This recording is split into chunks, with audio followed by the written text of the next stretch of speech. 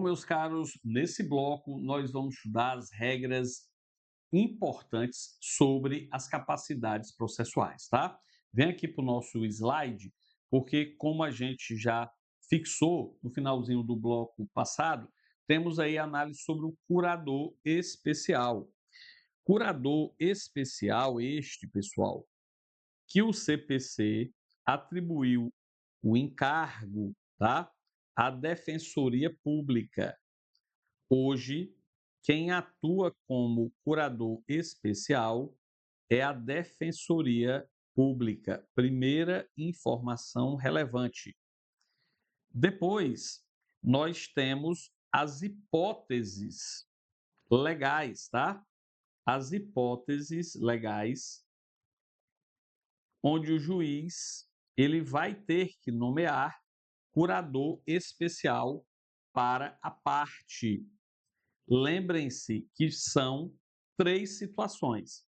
Em primeiro lugar, curador ah, especial ao incapaz. Em segundo lugar, curador especial ao réu preso revel. Revel. E, em último lugar, terceiro e último lugar, curador especial ao réu revel, revel, citado, que foi citado, ou por hora certa ou por edital. Citado por edital ou por hora certa, por hora certa. Ótimo. Então vamos lá. Em primeiro lugar, nós temos que lembrar do seguinte: quais são as hipóteses em que o juiz é obrigado a nomear curador especial? Primeiro, ao incapaz, mas não a todo incapaz. Lembre-se que o incapaz ele pode ser representado ou assistido para atuar em juízo, né? Mas aí vem a pergunta: ora, se ele é incapaz e precisa de representação ou de assistência, e se não houver, no caso concreto, representação, como é que ele poderia atuar? Aí vem a lei e determina ao juiz que, nesta situação, então, nomeie ao indivíduo incapaz um curador especial para atuar em seu nome. Então, esta é a primeira possibilidade. Vem aqui comigo. É exatamente o incapaz que não possui, incapaz que não possui representante legal. Ele não possui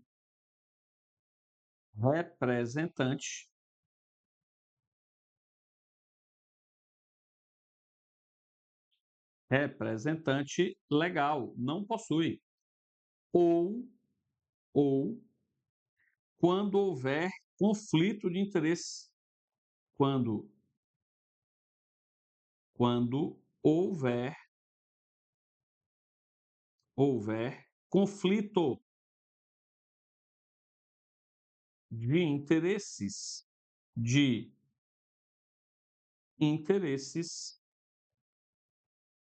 com o representante, interesses com o representante.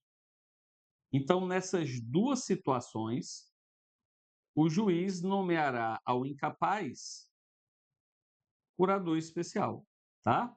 Porque de outra maneira ele não poderia atuar no processo. Então essa é a primeira situação de nomeação do curador especial. Lembre-se, no curador especial, na prática, vai atuar em todos os atos processuais em nome da pessoa que ele representa. Nesse caso, em nome do incapaz. Fechou? Vem aqui comigo, porque eu vou ficar aqui menorzinho por enquanto, para você ver aqui a segunda hipótese. Ó. Réu preso revel. O Código de 73, o Código Revogado, falava apenas em réu preso. Hoje, para que seja atribuído um curador especial a esta pessoa, ao réu, ele tem que estar preso e ser revel. Para você ainda que não sabe o que é revelia, prenda. Revelia é a ausência de contestação. Revelia é uma situação fática, ausência de contestação aqui no processo civil. Então, o réu está preso, não contestou, será nomeado um curador especial para ele. Então, vou colocar aqui, ó, o destaque é para revelia, tá? Revelia. E, por fim, o réu revel, então, o réu que não contestou, réu revel, que foi citado por uma das formas fictas de citação. Não se preocupe agora com isso, lá na frente nós vamos estudar nos atos processuais todas essas hipóteses, mas as formas fictas são por edital e por hora certa. E aqui eu destaco esse ponto. Você somente nomeará, enquanto juiz, um curador especial alguém se ele for revel, se ele tiver sido citado por edital ou por hora certa. Então, o indivíduo foi citado por oficial de justiça. Ainda que ele seja revel, não será nomeado curador especial. Ele foi citado por carta com aviso de recebimento e foi revel, não contestou. Para ele não será nomeado um curador especial. É só para o réu revel que foi citado por edital ou por hora certa. Porque aqui a lei entende que dificilmente ele teve contato com a citação e por isso dá esse benefício para ele. Fechou? Ótimo. Essa é a primeira regra importante. Vem aqui, porque nós vamos passar para a análise ó, da segunda regrinha, que trabalha com o cônjuge. Então, não esqueçam o seguinte: o cônjuge necessitará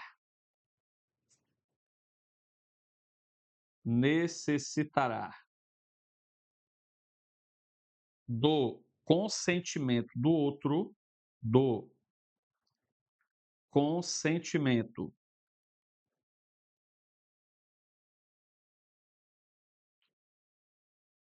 do outro e para propor o quê? Não esqueçam disso. Para propor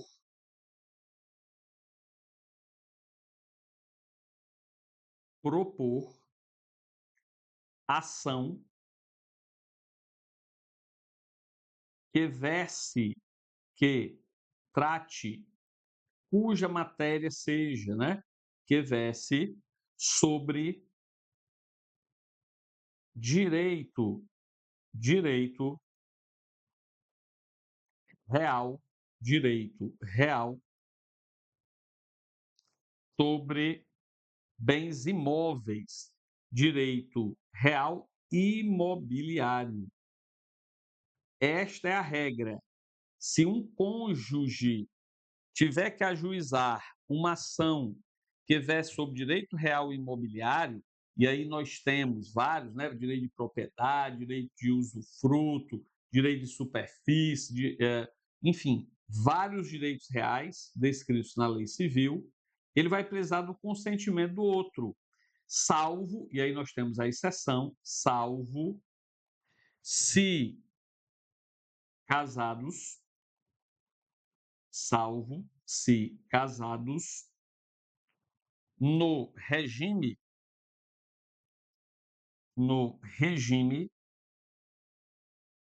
da separação absoluta, da separação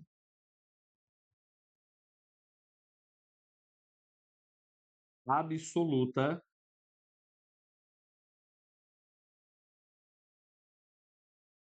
de bens.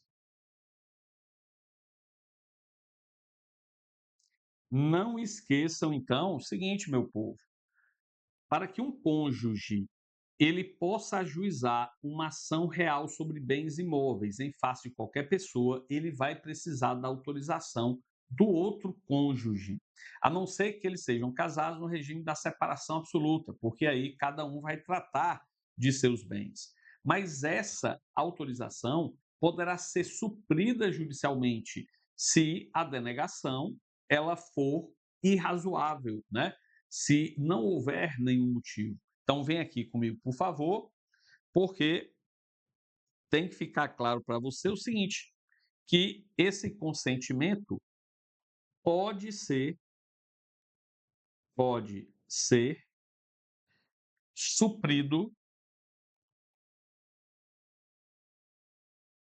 pode ser suprido judicialmente, como eu já adiantei,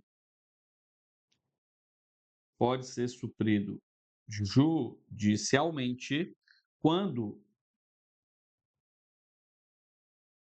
for negado, quando for negado por um dos cônjuges, por um dos cônjuges, sem justo motivo, sem justo motivo, ou quando for impossível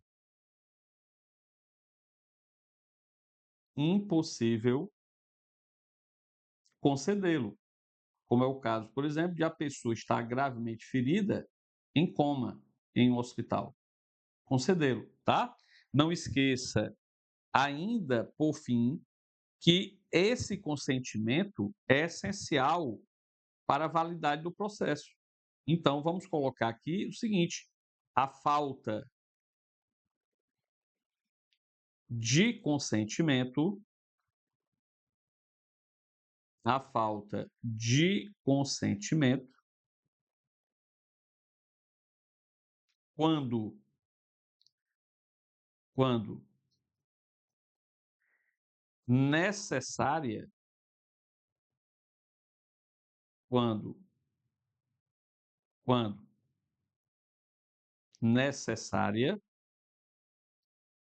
e não suprida pelo juiz, né? Porque como a gente viu, pode ser suprida e não suprida pelo juiz, invalida o processo, invalida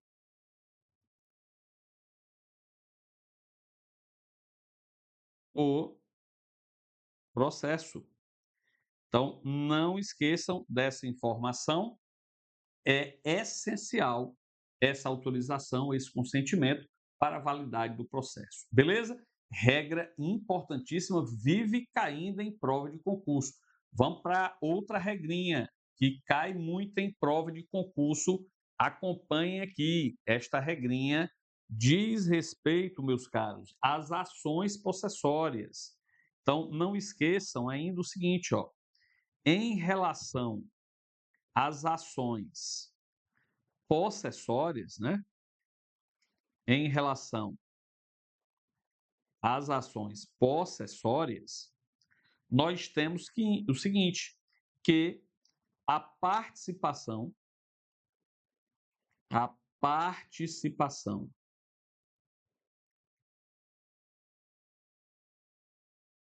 do cônjuge,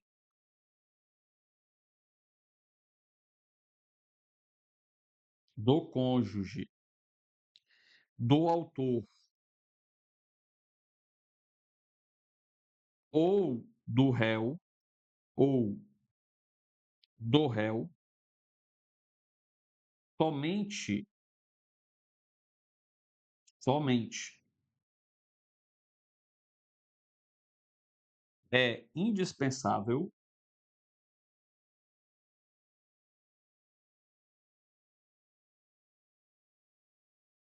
pensável, nas hipóteses de com posse, ou seja, posse exercida por eles dois, né, com posse, ou de ato por ambos praticados, por ambos praticado. ambos praticado. Então, nós temos uma regra importantíssima, que também cai muito em prova, que é a regra das ações possessórias. Então, nas ações possessórias, sejam elas quais forem, são de reintegração de posse, manutenção de posse ou interdito proibitório, um cônjuge vai ter que atuar obrigatoriamente com o outro apenas nas hipóteses de composse ou de ato por ambos praticados. Então, por exemplo, se os dois cometeram um esbulho, praticaram esse ato, aí a participação de ambos é indispensável. Beleza? Ótimo. Mas aí vem a pergunta final sobre essa história de capacidades processuais. E se houver alguma irregularidade a partir da análise judicial de tudo que a gente estudou aqui? O que é que o juiz vai fazer? Essa pergunta, ela cai muito em prova e é relevantíssimo que você saiba totalmente essa sistemática. Vem aqui comigo, vamos passar para o próximo slide e eu vou colocar aqui, ó, de vermelho para dar o destaque que esse assunto merece, chamando a sua atenção a importância dele. Então vou colocar assim, ó, importante, importante. E o que é que vem a ser importante? Então vamos lá, presta atenção nisso agora. Verificada, verificada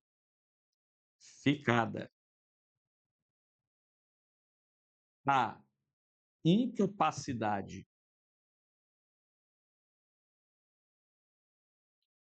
a incapacidade processual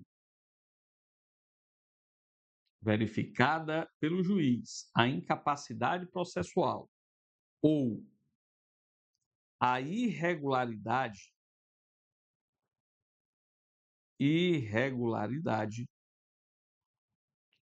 de representação da parte, de representação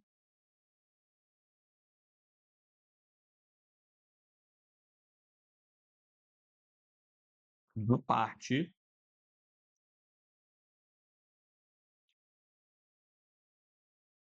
incidirão duas consequências, pessoal, tá? Duas consequências jurídicas. Quais são essas consequências que eu quero destacar? Primeira consequência, verificada pelo juiz a incapacidade processual ou a irregularidade de representação da parte, ele suspenderá o processo. Então, primeira consequência, o juiz suspenderá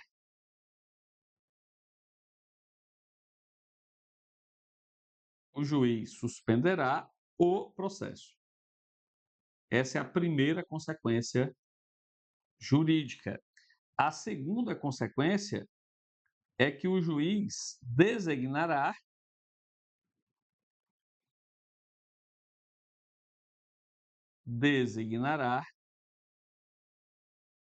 prazo razoável, prazo razoável,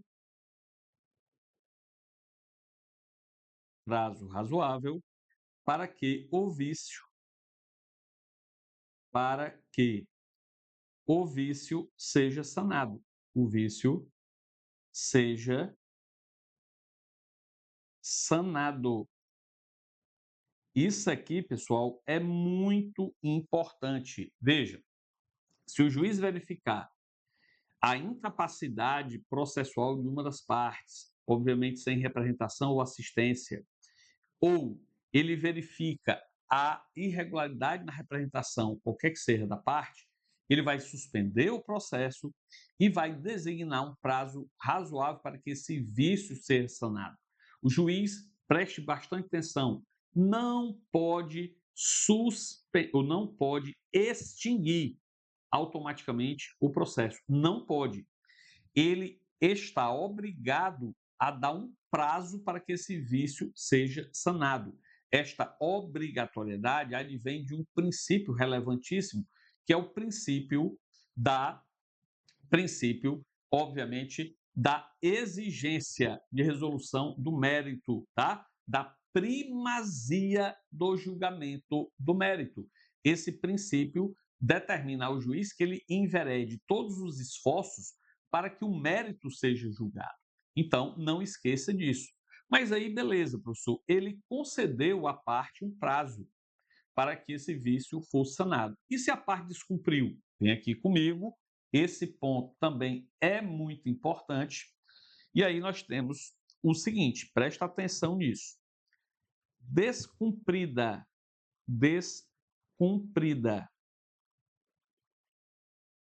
a determinação judicial. O que é que acontece?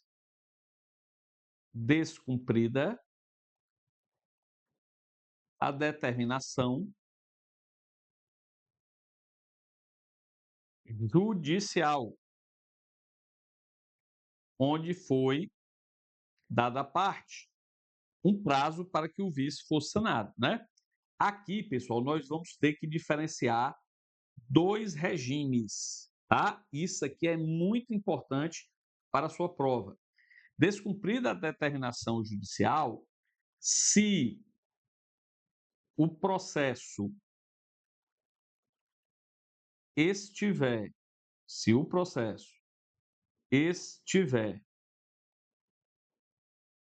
na instância originária, na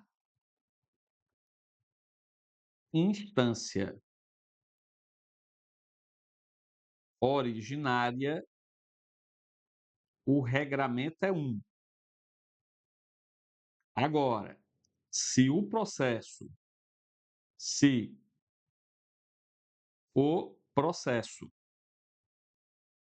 estiver na fase recursal, na fase recursal, a providência é outra. Então, em primeiro lugar, de diferença, há exatamente a incidência da instância, né? Se o processo estiver na instância originária, é um sistema. Se estiver na fase recursal, é outro sistema. Então, vamos lá. Se o processo estiver na instância originária e se a incumbência, ou seja, a determinação foi dirigida, né? A determinação judicial que determinou que o vício fosse sanado foi dirigida. Se a incumbência couber ao autor, a consequência jurídica é uma. Se for direcionada essa ordem ao réu, é outra providência. E se for a um terceiro, teremos uma manifestação judicial também diferente. Aqui, se o processo estiver na fase recursal e se a incumbência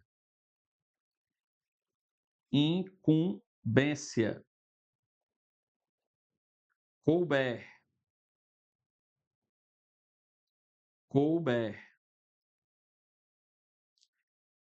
ao recorrente, a pessoa que interpôs o recurso,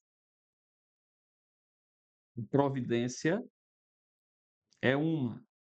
Se foi ao recorrido, a pessoa em face de quem o recurso foi interposto, a providência é outra. Então vamos agora completar o nosso esqueminha, né? Então vamos lá. Se foi descumprida a ordem judicial que determinou a correção do vício e o processo estiver na instância originária perante o juízo de primeiro grau e a incumbência couber ao autor e foi ele que descumpriu, então vamos lá, o processo será extinto. O processo será extinto. Essa é a providência. O processo será extinto. Se a providência foi atribuída ao réu e ele ficou inerte dentro do prazo dado, será considerado rével. Considerado rével. E por que que ele será considerado rével?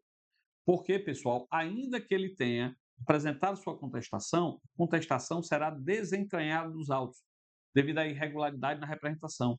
Então, é como se ele nunca tivesse apresentado contestação, tá? Ela será retirada dentro do processo. Voltemos aqui ao nosso esquema. E se for o terceiro, note, ele será considerado, será considerado rével, será considerado rével ou excluído do processo, a depender do polo que ele ingressar. Excluído do processo a depender do polo que ele ingressar. Se ele ingressar no polo passivo, ele é considerado rével. Se ele ingressar no polo ativo, ele será excluído do processo. E por fim, meus caros, vem aqui na nossa lousa, se o processo estiver na fase recursal e a incumbência couber ao recorrente, então o recurso